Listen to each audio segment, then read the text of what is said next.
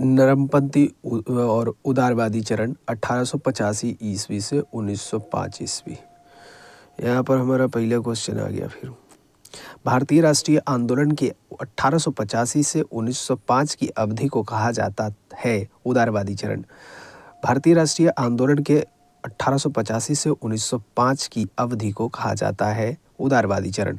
भारतीय राष्ट्रीय इतिहास में वर्ष 1885 ईस्वी प्रसिद्ध है भारतीय राष्ट्रीय कांग्रेस की स्थापना के कारण।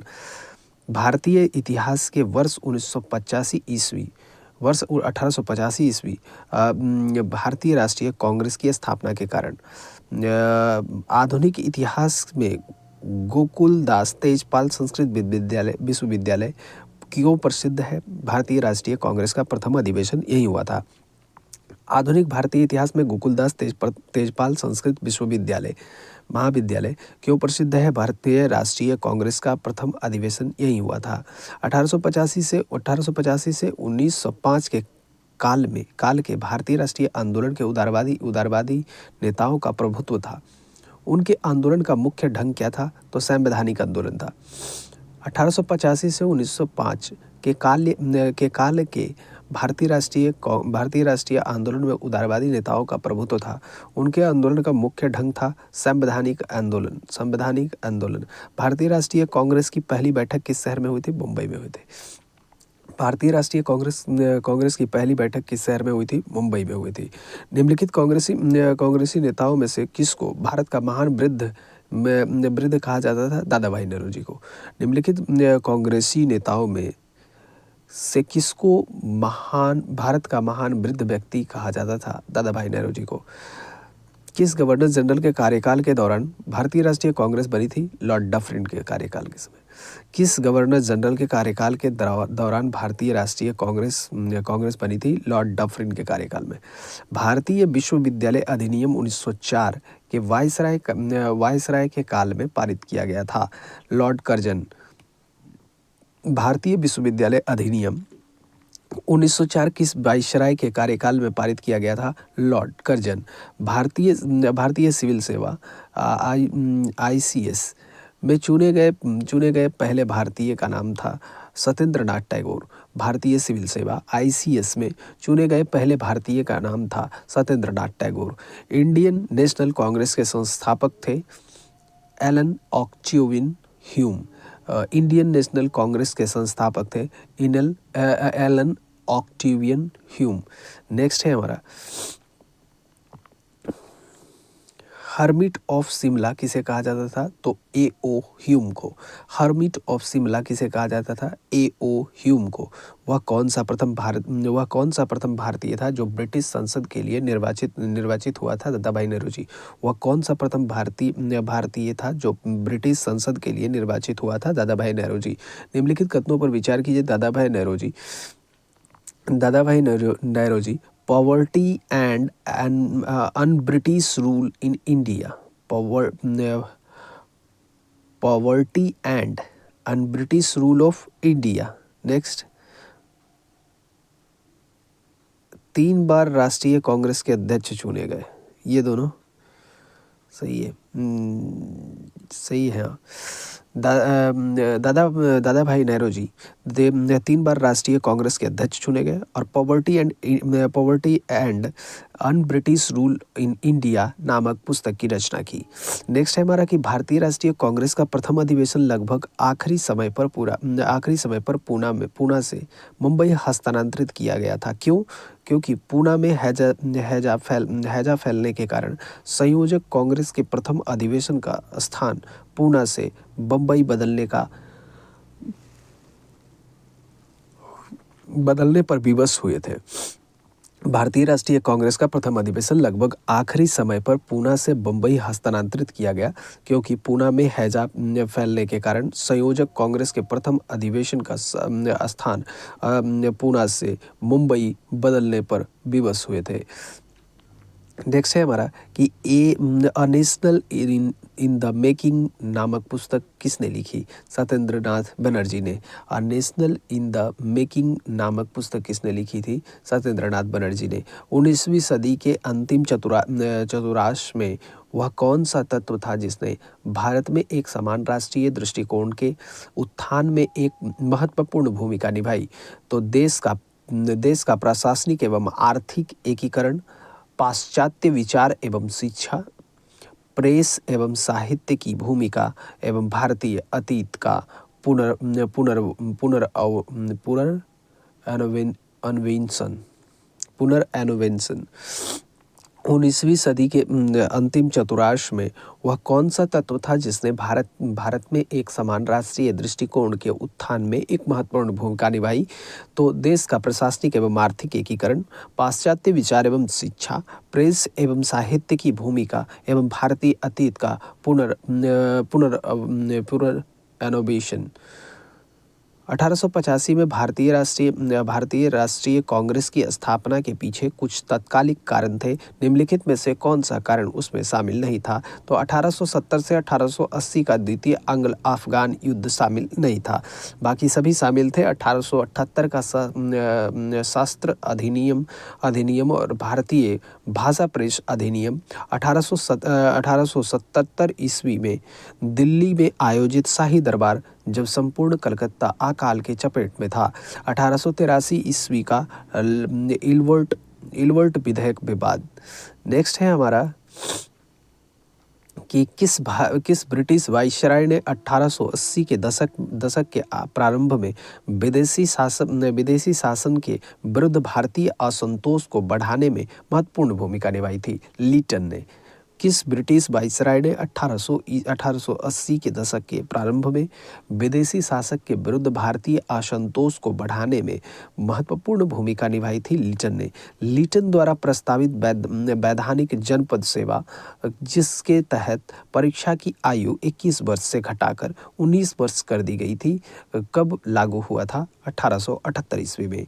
लीटन द्वारा प्रस्तावित वैधानिक जनपद सेवा, जिसके तहत परीक्षा की आयु 21 वर्ष से घटाकर 19 वर्ष कर दी गई थी, कब लागू हुआ था?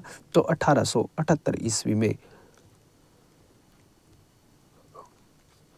नेक्स्ट है हमारा इल्वर्ट बिल विवाद किस वाइसराय के कार्यकाल में उभरा था? तो रीपन के कार्यकाल में। इल्वर्ट बिल विवाद किस वाइसराय के कार्यकाल में उभरा था? रीपन के कार्यकाल में। भारतीय संघ के संस्थापक कौन थे? तो सुरेंद्रनाथ बनर्जी थे। भारतीय संघ के संस्थापक कौन थे? सुरेंद्रनाथ बनर्जी थे। भारतीय राष्ट्रीय कांग्रेस की अध्यक्षता किसने की? दादा भाई नेहरू जी ने। भारतीय राष्ट्रीय कांग्रेस की अध्यक्षता किसने की? दादा भाई नेहरू जी ने। भारतीय राष्ट्रीय कांग्रेस में निम्न में से किसको नरम दलीय नेता के तौर पर नहीं जाना जाता है? बाल गंगाधर तिलक को। भारतीय राष्ट्रीय कांग्रेस में निम्न में से किसको नरम दलीय नेता के तौर पर नहीं जाना जाता है? बाल गंगाधर तिलक को। भारतीय राष्ट्रीय कांग्रेस की स्थापना की गई वर्ष 1885 में। भारतीय राष्ट्रीय कांग्रेस की स्थापना की गई वर्ष 1885 में। निम्न में से कौन नरमपंथियों में नहीं थे? बाल गंगाधर तिलक। निम्न में से कौन नरमपंथियों में नहीं थे? बाल गंगाधर तिलक। भारतीय राष्ट्रीय कांग्रेस के संस्थापक थे एक असैनिक सेवा। भारतीय राष्ट्रीय कांग्रेस के संस्थापक थे एक असैनिक सेवा। अधिकतर नरमपंथी नेता थे शहरी क्षेत्र से। अधिकतर नरमपंथी नेता थे शहरी क्षेत्र से। 1905 में बंगाल विभाजन किस वाइसराय ने किया? लॉर्ड कर्जन ने। 1905 में बंगाल विभाजन किस वाइसराय ने किया? लॉर्ड कर्जन ने। निम्नलिखित को उनके संगठन के आधार पर क्रमवार सजाइए।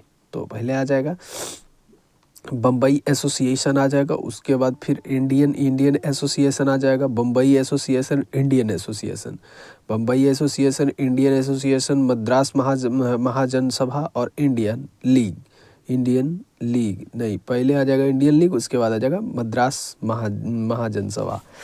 पहले आ जाएगा बम्बई एसोसिएशन, उसके बाद इंडियन एसोसिएशन, उसके बाद मद्रास महाजन सभा, इंडियन लीग, उसके बाद मद्रास महाजन सभा।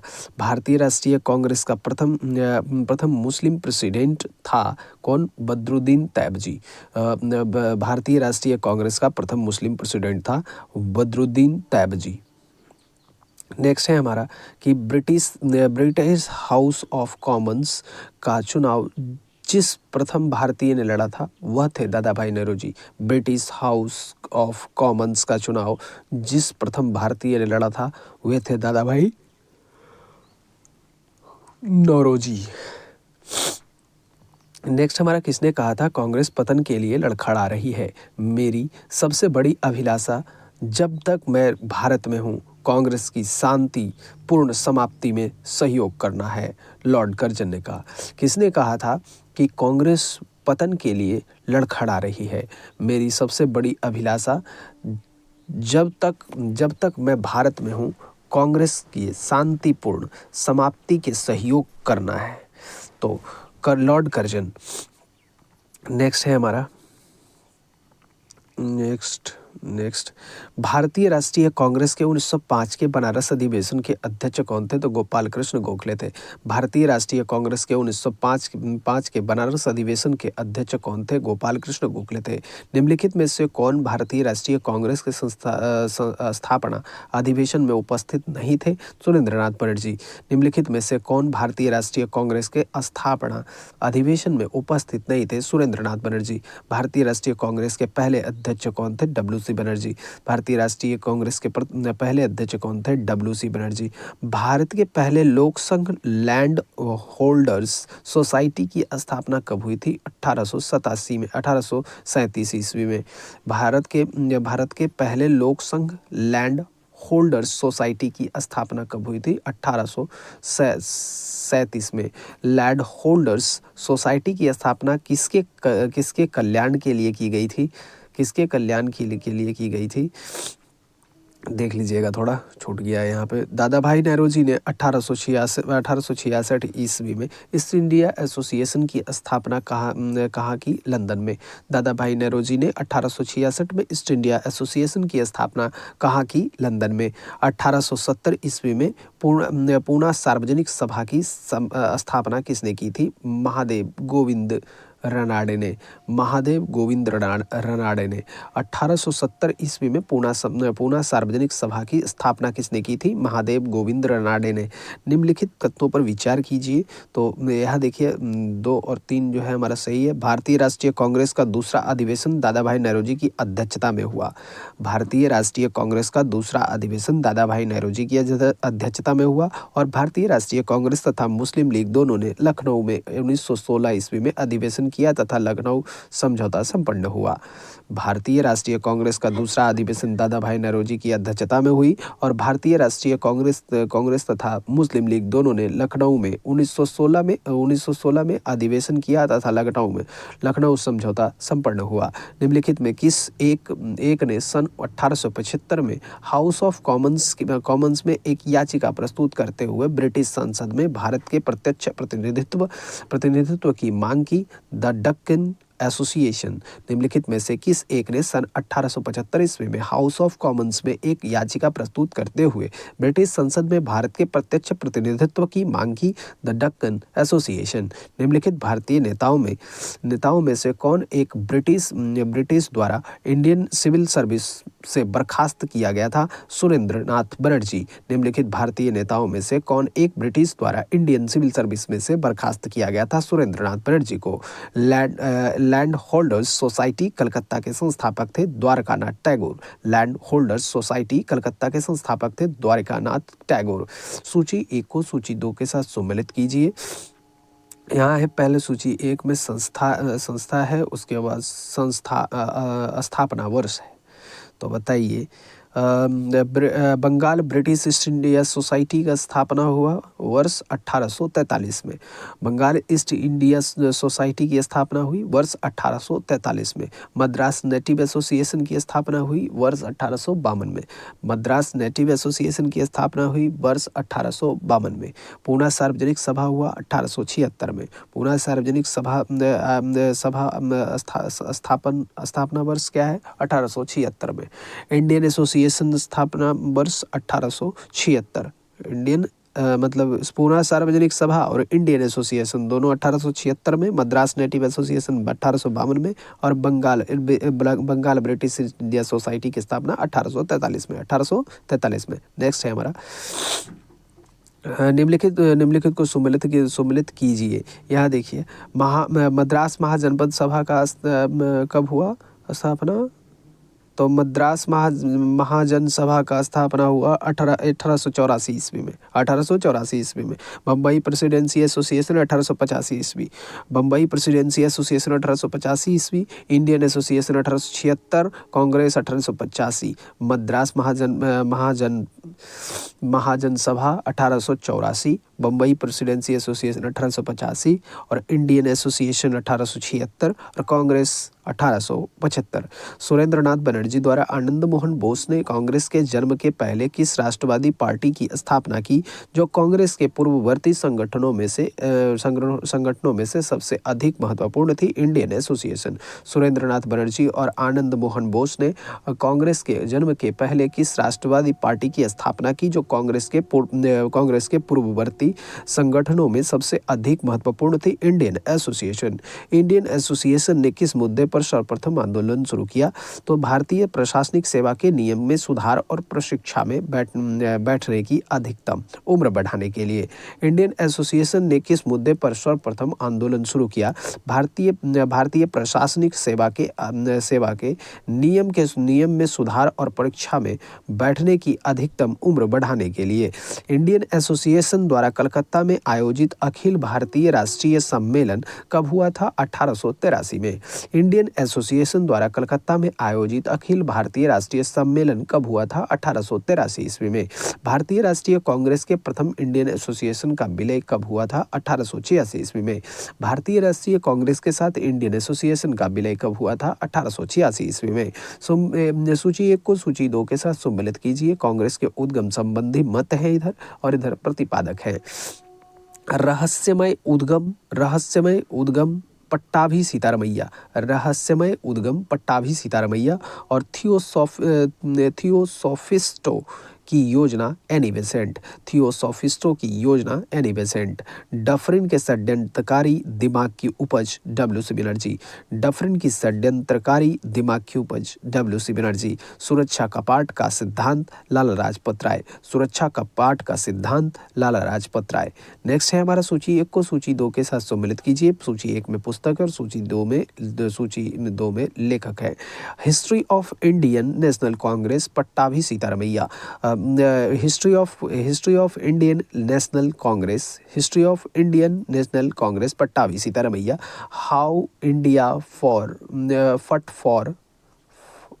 fought for freedom Annie Besant, how India fought for freedom Annie Besant. India Today RP.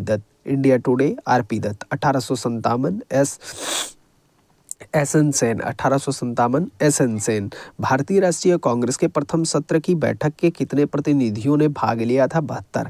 भारतीय राष्ट्रीय कांग्रेस के प्रथम सत्र में बैठक में कितने प्रतिनिधियों ने भाग लिया था? 72। कितने प्रतिनिधि भाग लिए थे? 72। निम्नलिखित में से किसने भारतीय राष्ट्रीय कांग्रेस की अध्यक्षता 2 बार की थी? बेडरवन ने। निम्नलिखित में से किसने भारतीय राष्ट्रीय कांग्रेस की अध्यक्षता 2 बार की थी? बेडरवन ने। नेक्स्ट है हमारा, किसने कहा ब्रिटिश शासन एक अस्थाई बढ़ता हुआ तथा लगातार बढ़ता हुआ विदेशी आक्रमण है, जो धीरे धीरे ही सही मगर पूरी तरह देश को नष्ट कर रहा है? दादा भाई नेहरू।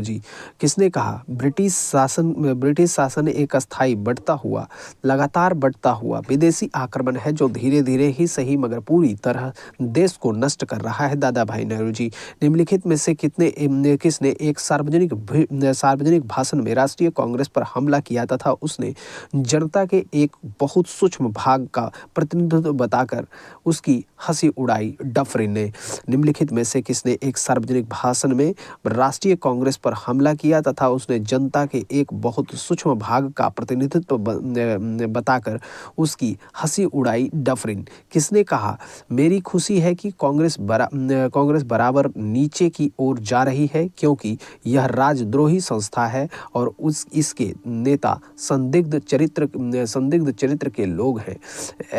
एलिगन द्वितीय ने किसने कहा, मुझे खुशी है कि कांग्रेस बराबर नीचे की ओर जा रही है क्योंकि यह राजद्रोही संस्था है और इसके नेता संदिग्ध चरित्र के लोग हैं, एलिगन द्वितीय ने कहा। निम्नलिखित में से कौन कौन कांग्रेस के विरोधी थे? तो कांग्रेस के विरोधी थे सैयद अहमद खां विरोधी थे, हैदराबाद के नवाब विरोधी थे, बनारस के राजा शिव प्रसाद भी विरोधी थे और दिनसा मानक जी पेटिट ये भी विरोधी थे। सैयद अहमद खान कह रहे हैं निम्नलिखित में से कौन कांग्रेस के विरोधी थे? सैयद अहमद खान, हैदराबाद का नवाब और बनारस के राजा शिव प्रसाद और दिनसा मानक जी पेटिट। उदारवादियों की कार्य पद्धति के साधन थे प्रार्थना, याचना और विरोध। उदारवादियों की कार्य पद्धति के साधन थे प्रार्थना, याचना और विरोध। उदारवादियों की कार्य पद्धति को किसने भीख मांगी राजनीति की संज्ञा दी? उग्रवादियों ने। और उदारवादियों की कार्य पद्धति को किसने भूख मांगी राजनीति की संज्ञा दी? उग्रवादियों ने। ब्रिटिश साम्राज्य के अंतर्गत स्वशासन की मांग सबसे पहले किसने और कब की? दादाभाई नौरोजी ने 1904 में की। ब्रिटिश साम्राज्य के अंतर्गत स्वशासन की मांग सबसे पहले किसने और कब की? दादाभाई नौरोजी ने 1904 ईस्वी में की। उदारवादियों का सबसे प्रमुख योगदान था ब्रिटिश शोषण नीति की ओर जनता का ध्यान खींचना। उदारवादियों का सबसे प्रमुख योगदान था ब्रिटिश शोषण नीति की ओर जनता का ध्यान खींचना।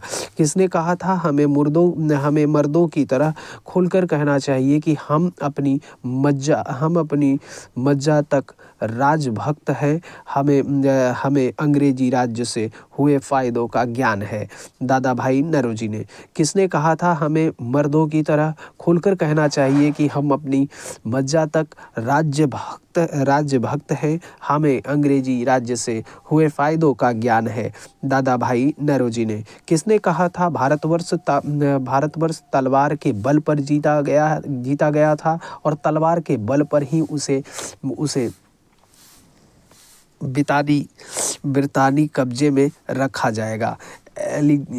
एल्गिन ने। किसने कहा था, भारतवर्ष तलवार के बल पर जीता गया था और तलवार के बल पर ही उसे ब्रितानी कब्जे में रखा जाएगा? एलिगन ने।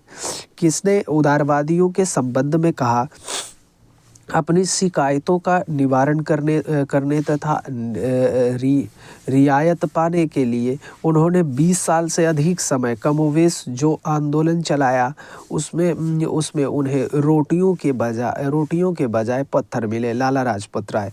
किसने उदारवादियों के संबंध में कहा कि अपनी शिकायतों का निवारण करने तथा रियायत पाने के लिए उन्होंने 20 साल से अधिक समय कमोवेश जो आंदोलन चलाया उसमें उन्हें रोटियों के बजाय पत्थर मिले? लाला लाजपत राय ने कहा।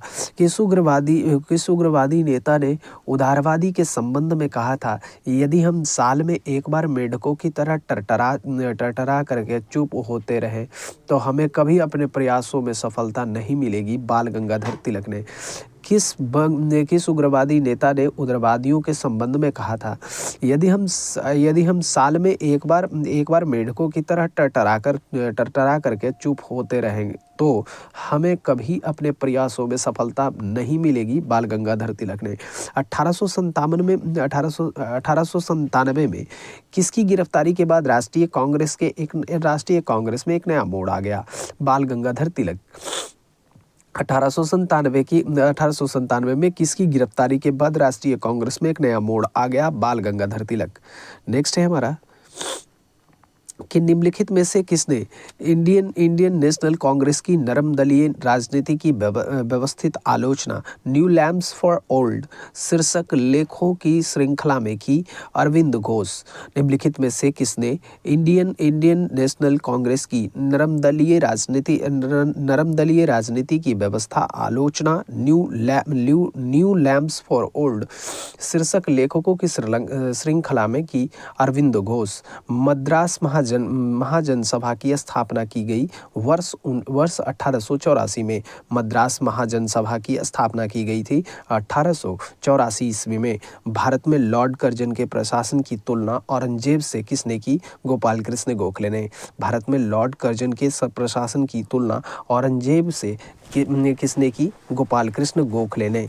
नेक्स्ट है हमारा कि राजा जनता के लिए बने हैं, जनता राजा के लिए नहीं बनी है। राष्ट्रीय आंदोलन के दौरान निम्नलिखित में से किसने यह वक्तव्य दिया था? दादा भाई नौरोजी ने। राजा जनता के लिए बने हैं, जनता राजा के लिए नहीं बनी है।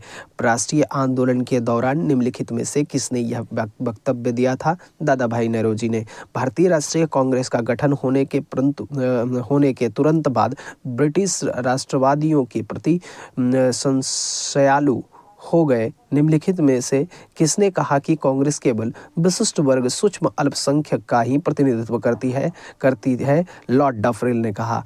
भारतीय राष्ट्रीय कांग्रेस का गठन होने के तुरंत बाद ब्रिटिश राष्ट्रवादियों के प्रति संशयालु हो गए। निम्नलिखित में से किसने कहा कि कांग्रेस केवल विशिष्ट वर्ग सूक्ष्म अल्पसंख्यक का प्रतिनिधित्व करती है? लॉर्ड डफरिन ने कहा।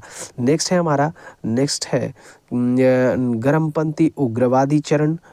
गर्मपंथी और उग्रवादी चरण 1905 से 1917 ईस्वी तक। पहला क्वेश्चन इसमें हमारा ये है कि भारतीय राष्ट्रीय आंदोलन के 1905 से 1917 की अवधि को कहा जाता उग्रवादी चरण।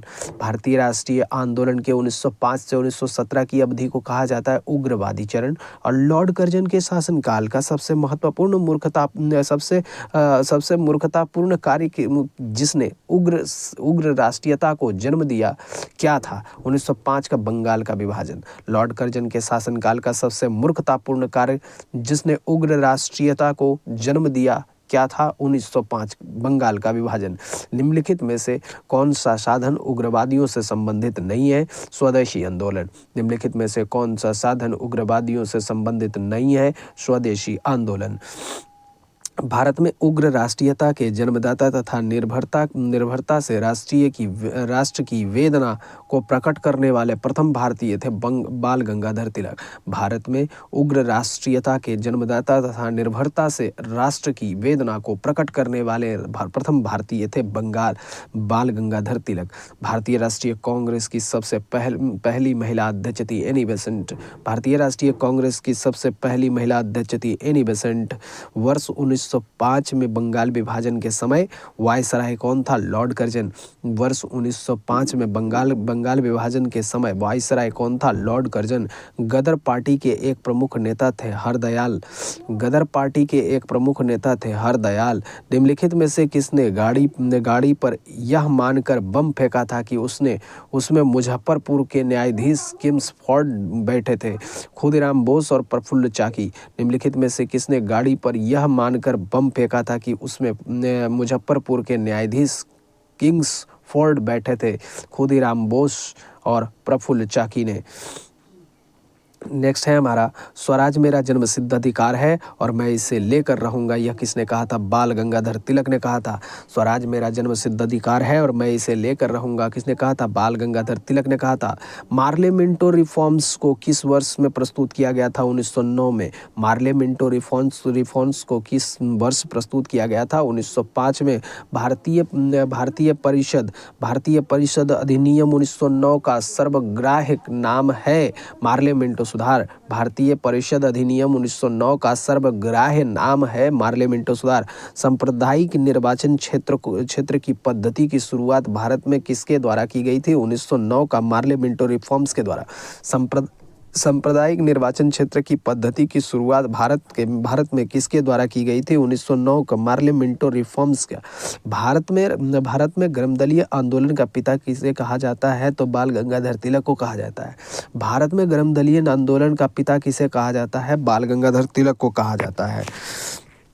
नेक्स्ट है हमारा कि निम्नलिखित में से कौन पहले एक क्रांतिकारी थे जो बाद में एक योगी और दार्शनिक बन गए? अरविंदो घोष। निम्नलिखित में से कौन पहले एक क्रांतिकारी थे जो बाद में एक योगी और दार्शनिक बन गए? अरविंदो घोष। वर्ष 1909 में मैडम बीकाजी रुस्तम कामा पेरिस में निम्नलिखित में से कौन सा समाचार पत्र प्रकाशित की थी? स्वराज। वर्ष 1909 में मैडम बीकाजी रुस्तम कामा पेरिस में निम्नलिखित में से कौन सा समाचार पत्र प्रकाशित की थी? स्वराज। भारतीय क्रांति की जननी किसे कहा गया है? तो मैडम बीकाजी रुस्तम कामा को। भारतीय क्रांति की जननी किसे कहा गया है? तो मैडम भीखाजी रुस्तम कामा को। मुस्लिम लीग की स्थापना 1906 ईस्वी में हुई थी। उस समय उसके उद्देश्यों में कौन सी बात शामिल नहीं थी? उस समय उसके उद्देश्यों में द्विराष्ट्र सिद्धांत शामिल नहीं, पाकिस्तान की मांग भी शामिल नहीं थी और भारत का सांप्रदायिक विभाजन भी शामिल नहीं था। मुस्लिम लीग की स्थापना 1906 ईस्वी में हुई थी। उस समय उसके उद्देश्यों में कौन सी बात शामिल नहीं थी? तो द्विराष्ट्र सिद्धांत की बात नहीं शामिल थी, पाकिस्तान की मांग भी नहीं शामिल थी और भारत का सांप्रदायिक विभाजन भी शामिल नहीं था।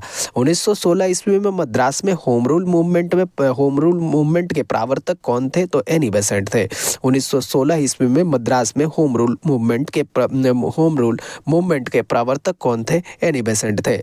बाल गंगाधर तिलक द्वारा शुरू की गई साप्ताहिक पत्रिका कौन सी थी? केसरी थी। बाल गंगाधर तिलक द्वारा शुरू की गई साप्ताहिक पत्रिका कौन सी थी? केसरी थी। नेक्स्ट है हमारा कि शेर ए पंजाब या पंजाब केसरी किसका उपनाम है? लाला लाजपत राय का। शेर ए पंजाब या पंजाब केसरी किसका उपनाम है? तो लाला लाजपत राय का। भारतीय इतिहास में 1912 का ऐतिहासिक महत्व क्या था? तो राजधानी का कोलकाता से दिल्ली हस्तांतरण था। भारतीय इतिहास में 1912 का ऐतिहासिक महत्व क्या था? तो राजधानी का कोलकाता से दिल्ली हस्तांतरण था। अनुशीलन समिति संबद्ध है बीडी सावरकर से। अनुशीलन समिति संबद्ध है बीडी सावरकर से। नेक्स्ट है हमारा कि किस गवर्नर जनरल ने 1911 में भारत की राजधानी कोलकाता से दिल्ली हस्तांतरित करने की घोषणा की? लॉर्ड हार्डिंग ने। किस गवर्नर जनरल ने 1911 ईस्वी में भारत की राजधानी कोलकाता से दिल्ली हस्तांतरित करने की घोषणा की? लॉर्ड हार्डिंग ने। अल हिलाल समाचार पत्र किसके द्वारा राष्ट्रीयता के प्रचार के लिए शुरू किया गया था? अबुल कलाम आजाद। अल हिलाल समाचार पत्र किसके द्वारा राष्ट्रीयता के प्रचार के लिए शुरू किया गया था? अबुल कलाम आजाद। लंदन में 13 मार्च को सर माइकल ओडायर को गोली से मारा गया उधम सिंह के द्वारा। लंदन में 13 मार्च को सर माइकल ओडायर को गोली मारा गया था उधम सिंह के द्वारा। भारतीय राष्ट्रीय कांग्रेस का प्रथम विभाजन कब हुआ था? 1907 में हुआ था। भारतीय राष्ट्रीय कांग्रेस का प्रथम विभाजन हुआ था 1907 में। मुस्लिम लीग की स्थापना का श्रेय जाता है सलीमुल्लाह को। मुस्लिम लीग की स्थापना का श्रेय जाता है सलीमुल्लाह को। महाराष्ट्र में गणपति उत्सव आरंभ करने का श्रेय किसको प्राप्त है? बाल गंगाधर तिलक को।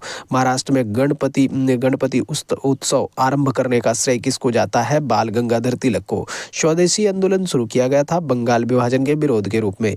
स्वदेशी आंदोलन शुरू किया गया था बंगाल विभाजन के विरोध में। बंगाल विभाजन के विरुद्ध विद्रोह का नेतृत्व किसने किया था? सुरेंद्रनाथ बनर्जी ने।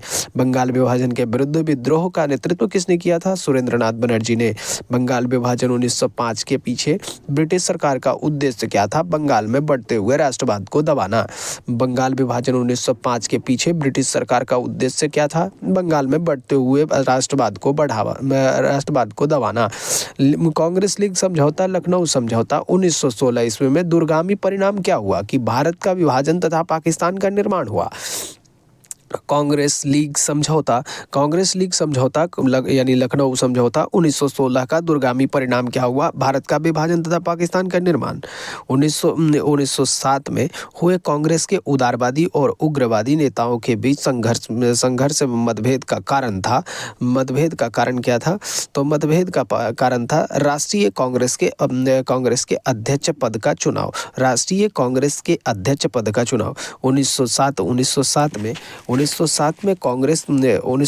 में कांग्रेस के सूरत अधिवेशन की अध्यक्षता किसने की थी? तो डॉक्टर रास बिहारी घोष ने। कांग्रेस की अध्यक्षता किसने की थी? रास बिहारी घोष ने। एक मिनट। 1907 में कांग्रेस के सूरत अधिवेशन की अध्यक्षता किसने की थी? डॉक्टर रास बिहारी घोष ने। अनुशीलन समिति एक क्रांतिकारी संगठन थी। किसने कहा था? कांग्रेस आंदोलन का ना तो लोगों द्वारा प्रेरित था और ना ही उसके द्वारा सोचा या योजनाबद्ध किया गया था। लाला लाजपत राय के द्वारा कहा गया था। किसने कहा था? कांग्रेस आंदोलन ना तो लोगों द्वारा प्रेरित था और ना ही यह उनके द्वारा सोचा या योजनाबद्ध किया गया था। लाला लाजपत राय। निस्सिकय विरोध के सिद्धांत का प्रतिपादन किसने किया? अरविंदो घोष ने। निस्सिकय विरोध के सिद्धांत का प्रतिपादन किसने किया? अरविंदो घोष ने किया। बंगाल 1905 में विभाजित हुआ, जिसके विरोध फलस्वरूप यह पुनः एकीकृत हुआ 1911 में। बंगाल 1905 में विभाजित हुआ, जिसके विरोध के फलस्वरूप यह पुनः एकीकृत हुआ 1911 में। निम्नलिखित में से एक ने युद्ध के समय भारत की रक्षा के कानून के प्रावधानों को, जिसे 1915 में पंजाब के गदर के विरुद्ध इस्तेमाल किया गया था, शांति के समय भी जारी रखना चाहा था लॉर्ड हार्डिंग। निम्नलिखित में से एक ने युद्ध के समय भारत की रक्षा के कानून के प्रावधानों को, जिसे 1915 में पंजाब के गदर के विरुद्ध इस्तेमाल किया गया था, शांति के समय भी जारी रखना चाहता था लॉर्ड हार्डिंग। 1906 में मिंटो से शिमला में मिले मुसलमानों के विशिष्ट मंडल ने प्रार्थना की, मुसलमानों के लिए पृथक निर्वाचन वर्ग। 1906 ईस्वी में मिंटो से शिमला में मिले मुसलमानों के शिष्टमंडल ने प्रार्थना की, मुसलमानों के लिए पृथक निर्वाचन वर्ग। बंगाल का विभाजन हुआ 15 अक्टूबर 1905 में। निम्नलिखित में से कौन सा नेता कांग्रेस के गर्म दल से संबंधित था? अरविंदो घोष। निम्नलिखित में से कौन सा नेता कांग्रेस के गर्म दल से संबंधित था? अरविंदो घोष। निम्नलिखित में से किस नेता ने 1906 ईस्वी में कलकत्ता का कांग्रेस अधिवेशन की अध्यक्षता की थी? दादा भाई नौरोजी ने। निम्नलिखित में से किस नेता ने 1906 में कलकत्ता कांग्रेस अधिवेशन की अध्यक्षता की थी? दादा भाई नौरोजी ने। निम्न में से कौन उग्रपंथी नहीं था? तो गोपाल कृष्ण गोखले। निम्न में से कौन उग्रपंथी नहीं था? गोपाल कृष्ण गोखले। भारतीय राष्ट्रीय आंदोलन गर्मपंथियों के प्रभावाधीन आया 1906 के बाद। भारतीय राष्ट्रीय आंदोलन गर्मपंथियों के प्रभावाधीन आया 1906 के बाद। और 1908 ईस्वी में बाल गंगाधर तिलक को जेल हुई 6 वर्ष की। 1908 में बाल गंगाधर तिलक को जेल हुई 6 वर्ष के लिए। नेक्स्ट है यहाँ से कि बिहार बंगाल से अलग हुआ था 1912 में। बिहार बंगाल से अलग हुआ था 1912 में। होम रूल आंदोलन भारत के स्वतंत्रता संग्राम के नए चरण के आरंभ का घोतक था, क्योंकि इसने देश के सामने स्वशासन की एक ठोस योजना रखी। होम रूल आंदोलन भारत के स्वतंत्रता संग्राम के एक नए चरण के आरंभ का घोतक था, क्योंकि इसने देश के सामने स्वशासन की एक ठोस योजना रखी। गदर पार्टी की स्थापना हुई वर्ष 1913 में। गदर पार्टी की स्थापना हुई वर्ष 1913 में। किसने ऑल इंडिया मुस्लिम लीग की स्थापना की थी? नवाब सलीमुल्लाह खान ने। किसने ऑल इंडिया मुस्लिम लीग की स्थापना की थी? नवाब सलीमुल्लाह खान ने। निम्नलिखित में से किसका योगदान होम रूल लीग की स्थापना में नहीं था? T S Olcott. निम्नलिखित में से किसका योगदान होम रूल लीग की स्थापना में नहीं था? टी.एस. ऑलकॉट। गदर क्रांति छिड़ने का सबसे महत्वपूर्ण कारण क्या था? प्रथम विश्व युद्ध का शुरू होना। गदर क्रांति छिड़ने का सबसे महत्वपूर्ण कारण क्या था? प्रथम विश्व युद्ध का शुरू होना। किस अधिवेशन में होम रूल समर्थक अपनी राजनीतिक शक्ति का सफलतापूर्वक प्रदर्शन कर सके? कांग्रेस का 1916 का लखनऊ अधिवेशन। किस अधिवेशन में होम रूल समर्थक अपनी राजनीतिक शक्ति का सफलतापूर्वक प्रदर्शन कर सके? कांग्रेस का 1916 का लखनऊ अधिवेशन।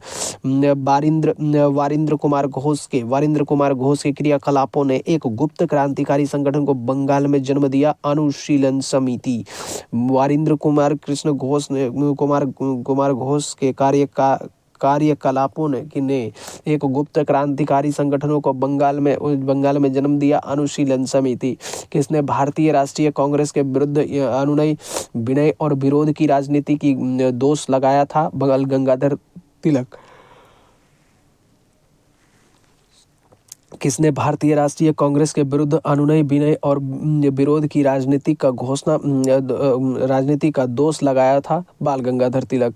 किस भारतीय राष्ट्रीय कांग्रेस का शीर्ष गीत बना वंदे मातरम? स्वदेशी आंदोलन। किस भारतीय राष्ट्रीय कांग्रेस का शीर्ष गीत बना वंदे मातरम? स्वदेशी आंदोलन। निम्नलिखित में से एनी बेसेंट द्वारा निकाले जाने वाले दो अखबार कौन थे? तो पहला अखबार था कॉमनवेल्थ और दूसरा अखबार था न्यू इंडिया। कॉमनवेल्थ और न्यू इंडिया किसके द्वारा? एनी बेसेंट के द्वारा। नेक्स्ट है अतिवादियों और उदारवादियों के पुनर्मिलन की प्रक्रिया में प्रमुख शिल्पी निम्न में से कौन था? तो एनी बेसेंट था। अतिवादियों और उदारवादियों के पुनर्मिलन की प्रक्रिया में प्रमुख शिल्पी निम्न में से कौन था? तो एनी बेसेंट था। नेक्स्ट है हमारा निम्नलिखित में से किसे भारतीय अशांति के जनक के रूप में जाना जाता है? बाल गंगाधर तिलक को। निम्नलिखित में से किसे भारतीय अशांति के जनक के रूप में जाना जाता है? बाल गंगाधर तिलक को। 1915 से 1916 में 2 होम रूल लीग आरंभ की गई थी। नेतृत्व में तिलक व एनी बेसेंट के नेतृत्व में।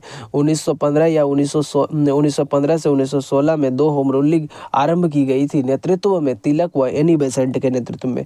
राष्ट्रीय आंदोलन की अवधि में जिस घटना ने मतभेद के बीच बोए एवं अनंत देश का विभाजन कराया था, विधानसभाओं में मुसलमानों के लिए पृथक निर्वाचन क्षेत्रों का स्थानों का आरक्षण। राष्ट्रीय आंदोलन की अवधि में किस घटना ने मतभेद के बीच बोए एवं अंततः देश का विभाजन कराया था? तो विधानसभाओं मुसलमानों के लिए पृथक निर्वाचन क्षेत्रों व स्थानों का आरक्षण। अभिनव भारत नामक अंग्रेजी विरोधी संगठन की स्थापना की थी बी.डी. सावरकर ने। अभिनव भारत नामक अंग्रेजी विरोधी संगठन की स्थापना की थी बी.डी. सावरकर ने। किसने मोहम्मद अली जिन्ना को हिंदू मुस्लिम एकता का दूत कहा था? सरोजिनी नायडू को। किसने मोहम्मद अली जिन्ना को हिंदू मुस्लिम एकता का एक दूत कहा था? सरोजिनी नायडू को। लाल बाल पाल त्रिगुट का कौन व्यक्ति भारतीय राष्ट्रीय कांग्रेस का अध्यक्ष हुआ? लाला लाजपत राय। लाल बाल पाल त्रिगुट का कौन व्यक्ति भारतीय राष्ट्रीय कांग्रेस का अध्यक्ष हुआ? लाला लाजपत राय। मुस्लिम लीग का प्रथम अध्यक्ष कौन था? आगा खां। मुस्लिम लीग का प्रथम अध्यक्ष कौन था? आगा खां। गीता रहस्य नामक ग्रंथ किसके द्वारा लिखा गया? बाल गंगाधर तिलक के द्वारा। गीता रहस्य नामक ग्रंथ किसके द्वारा लिखा गया? बाल गंगाधर तिलक के द्वारा। कामागाटा मारू कनाडा की यात्रा पर निकला एक जहाज था। कामागाटा मारू कनाडा की यात्रा पर निकला एक जहाज था। कांग्रेस की प्रार्थना और याचिका की नीति अंतोगत्वा समाप्त हो गई बाल गंगाधर तिलक के नेतृत्व में। कांग्रेस की प्रार्थना और याचिका की नीति अंतोगत्वा समाप्त हो गई बाल गंगाधर तिलक के नेतृत्व में। सूची 1 को सूची 2 के साथ सम्मिलित कर दीजिए और यहाँ देखिए व्यक्ति है और इधर जनरल है। हो जाएगा पहला हमारा कि श्यामजी कृष्ण वर्मा इंडियन सोशोलॉजिस्ट थे। Shyamji Krishna Verma Indian sociologist. और बीकाजी कामा दत्तलवार। और एनी बेसेंट हो गए हमारा कॉमनवील। अरविंदो घोष वंदे मातरम। नेक्स्ट है हमारा निम्नलिखित घटनाओं का सही अनुक्रम की क्या है। तो सही अनुक्रम है कि पहले 2 नंबर आया कामागाटा मारू प्रसंग है। उसके बाद हमारा तीसरा है महात्मा गांधी का भारत आगमन है। उसके बाद तिलक का होम रूल लीग है। बताइए सूरत की फूट 1907 के बाद कांग्रेस किसके हाथ में आ गई। तो नरम दल वालों के। सूरत की फूट 1907 के बाद कांग्रेस किसके हाथ में आ गई। नरम दल वालों के। राजनीतिक स्वतंत्रता राष्ट्र की प्राणवायु है, यह कथन किसका है। अरविंदो घोष का। राजनीतिक स्वतंत्रता राष्ट्र की प्राणवायु है, यह किसका कथन है। अरविंदो घोष का। राष्ट्रीय शोक दिवस कब मनाया गया था। तो शोक दिवस मनाया गया था बंगाल विभाजन लागू होने के दिन। राष्ट्रीय शोक दिवस कब मनाया गया था। बंगाल विभाजन होने के दिन। श्रीमती एनी बेसेंट कांग्रेस की अध्यक्ष कब निर्वाचित हुई थी। कलकत्ता अधिवेशन 1917 में निर्वाचित हुई थी। श्रीमती एनी बेसेंट कांग्रेस की अध्यक्ष कब निर्वाचित हुई थी। तो कलकत्ता अधिवेशन 1917 में निर्वाचित हुई थी। किसने कहा था तिलक एक भारतीय अशांति के जनक है। B Chirol. किसने कहा था तिलक भारतीय अशांति के जनक है। तो बी चिरोल ने कहा था। मुजफ्फरपुर में किंग्सफोर्ड की हत्या का प्रयास कब किया गया था। 1908 में। मुजफ्फरपुर में किंग्सफोर्ड की हत्या का प्रयास किया गया था 1908 में। लॉर्ड हार्डिंग ने बंगाल विभाजन किस वर्ष रद्द किया था। 1911 में। लॉर्ड हार्डिंग ने बंगाल विभाजन किस वर्ष रद्द किया था। 1911 में। अलीपुर बम कांड में अरविंदो घोष का बचाव किस वकील ने किया था। तो सी आर दास ने। अलीपुर बम कांड में अरविंदो घोष का बचाव किस वकील ने किया था। सी आर दास ने। वर्ष 1916 में मुस्लिम लीग और कांग्रेस के बीच किसने समझौता कराया था। एनी बेसेंट ने। वर्ष 1916 में मुस्लिम लीग और कांग्रेस के बीच किसने समझौता कराया था। एनी बेसेंट ने। निम्नलिखित में से किस एक ने 1916 में लखनऊ में आयोजित भारतीय राष्ट्रीय कांग्रेस के अधिवेशन की अध्यक्षता की थी। अंबिका चरण एसी मजूमदार ने। निम्नलिखित में से किस एक ने 1916 में लखनऊ में आयोजित भारतीय राष्ट्रीय कांग्रेस के अधिवेशन में अध्यक्षता की थी। अंबिका चरण मजूमदार ने। भारतीय स्वतंत्रता संग्राम के संदर्भ में 16 अक्टूबर 1905 में निम्नलिखित कारणों में से किसके लिए प्रसिद्ध था। इन दिन आधिकारिक रूप से बंग भंग यानी बंगाल विभाजन लागू हुआ।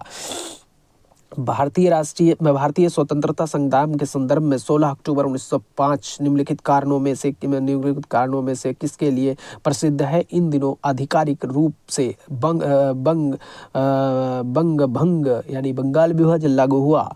कथन यहाँ देखिए। बाल गंगाधर तिलक ने राष्ट्रवाद की भावना को जन सामान्य के बीच विस्तृत करने का प्रयास किया।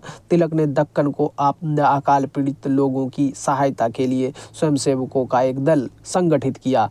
अब यहाँ देख लीजिए, यहाँ आ गया दोनों कथन सही हैं, परंतु कथन 2 और कथन 1 का सही स्पष्टीकरण नहीं है। नेक्स्ट है हमारा एनी बेसेंट ने होम रूल आंदोलन के दौरान कांग्रेस और मुस्लिम लीग के साथ साथ काम किया। एनी बेसेंट ने महसूस किया कि होम रूल आंदोलन के लिए आम जनता का समर्थन पाना आवश्यक था। दोनों कथन सही है और कथन 2 1 का सही स्पष्टीकरण भी है। यहाँ देख लीजिए। निम्नलिखित में वह कौन सा जो काकोरी षड्यंत्र कांड में फांसी की सजा से बच गया था। तो चंद्रशेखर आजाद। निम्नलिखित में वह कौन जो काकोरी षड्यंत्र कांड में फांसी की सजा से बच गया था। चंद्रशेखर आजाद। निम्नलिखित में से किसने स्वदेशी आंदोलन का नेतृत्व दिल्ली में किया था। सैयद हैदर रजा ने। निम्नलिखित में से किसने स्वदेशी आंदोलन का नेतृत्व दिल्ली में किया था। सैयद हैदर रजा ने। स्वदेशी आंदोलन 1905 से 1908 के प्रारंभ का तत्कालिक कारण क्या था। लॉर्ड कर्जन द्वारा किया गया बंगाल विभाजन। स्वदेशी आंदोलन 1905 से 1908 के प्रारंभ का तत्कालिक कारण क्या था। तो लॉर्ड कर्जन अर्जुन द्वारा किया गया बंगाल विभाजन। प्रथम महायुद्ध के दौरान कहाँ पर भारत की एक अंतिम सरकार बनी थी जिसके प्रेसिडेंट राजा महेंद्र प्रताप थे? अफगानिस्तान में। प्रथम महायुद्ध के दौरान कहाँ पर भारत की एक अनंतिम सरकार बनी थी जिसके प्रेसिडेंट राजा महेंद्र प्रताप थे? अफगानिस्तान। निम्नलिखित में से किस आंदोलन के कारण भारतीय राष्ट्रीय कांग्रेस का विभाजन हुआ जिसके कारण नरम दल और गरम दल का उद्भव हुआ? स्वदेशी आंदोलन। निम्नलिखित में से किस आंदोलन के कारण भारतीय राष्ट्रीय कांग्रेस का विभाजन हुआ जिसके कारण नरम दल और गरम दल का उद्भव हुआ? स्वदेशी आंदोलन। 1904 में क्रांतिकारी संगठन अभिनव भारत संगठित किया गया महाराष्ट्र में। 1904 में क्रांतिकारी संगठन अभिनव भारत संगठित किया गया था महाराष्ट्र में। राम प्रसाद बिस्मिल, रोशन सिंह और राजेंद्र लाहिड़ी के बीच क्या समानता है? तो वे काकोरी षड्यंत्र मामले में संबद्ध थे। राम प्रसाद बिस्मिल, रोशन सिंह और राजेंद्र लाहिड़ी के बीच क्या समानता है? वे काकोरी षड्यंत्र मामले से संबद्ध थे। निम्नलिखित में से किस कारागार में पंडित राम प्रसाद बिस्मिल को फांसी दी गई थी? गोरखपुर में। निम्नलिखित में से किस कारागार में पंडित राम प्रसाद बिस्मिल को फांसी दी गई थी? गोरखपुर में।